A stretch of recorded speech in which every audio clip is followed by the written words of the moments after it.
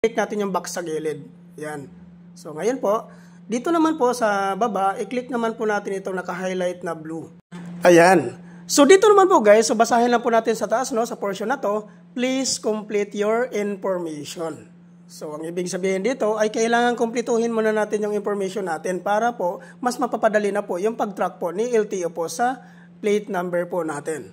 So dito guys, ilagay lang po natin yung ano natin, first name natin. Yan, type lang natin dyan. Then dito sa baba naman, middle name. Yan. Kailangan po guys, talagang pipil upan natin lahat dito, yung mga hinihingi po ni LTO para po mas madali po tayong matrack ni LTO kung available na po talaga yung plate number po natin. Ayan. So dito naman sa suffix names guys, kung sakasakaling wala po kayong suffix name, so okay na po yung NA, automatic na yan nakalagay. Then pati yung email address natin. Then dito naman sa baba, type natin ang mobile number natin.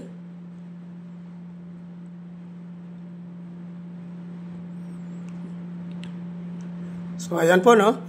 So after natin ma-type dyan, ayan po, scroll up lang po natin pataas.